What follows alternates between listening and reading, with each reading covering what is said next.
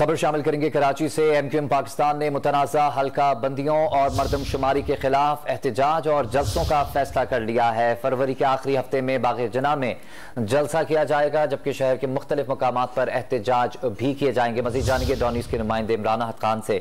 इमरान, बताइएगा जलसों और एहतजाज का सिलसिला कब से शुरू होगा?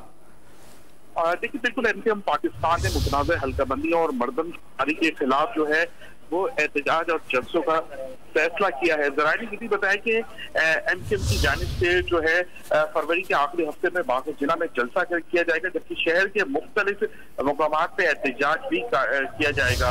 दूसरे सिंध के मुख्तलिफ जो शहर हैं वहाँ भी जलसे का इनेकाद और एहतजाज किया जाएगा। एमक्यूएम के जो ज़राए उससे हमारी बात है, उनका ये कहना है कि जो गुज़श्ता दिनों बल्दियाती इंतखाबात हुए थे उसमें मुतनाज़ हल्का बंदी हुई थी और उसके हवाले से अदालतों की भी दरवाजे खटखटाए गए थे, इलेक्शन कमीशन के पास भी गए थे, मगर उनका ये कहना है कि एमक्यूएम को इंसाफ नहीं मिला। मगर आइंदा जो मरदमशुमारी होने जा रही है उसके हवाले से भी कुछ तहफ़्फ़ुज़ात है, जिसके हवाले से मुतनाज़ हल्का बंदियाँ जिस बल्दियाती इंतखाबात हुए और मरदमशुमारी के हवाले से जो है वो जलसे जुलूस और एहतजाज करने का फैसला किया। उसका ये कहना है कि कराची के मुख्तलिफ इलाकों में और खास तौर पर अंदरूनी सिंध के मुख्तलिफ जो शहरी इलाकों हैं वहाँ पर यह एहतजाज किया जाएगा और एहतजाज के वक्त तमाम कारकुनान एमपीएमएनएस को पाबंद किया गया कि हर एहतजाज में जो है वो सख्ती से कारकुनान एमपीएमएनएस तमाम जो वोटर्स हैं उनको बिल्कुल फौरी तौर पर लाया जाए। इसी हवाले से बाग़ जना में पहले मरहले में जलसा करने का फैसला किया और शहर के मुख्तलिफ इलाकों में कराची में पहले मरहले में एहतजाज करने का फैसला किया। जी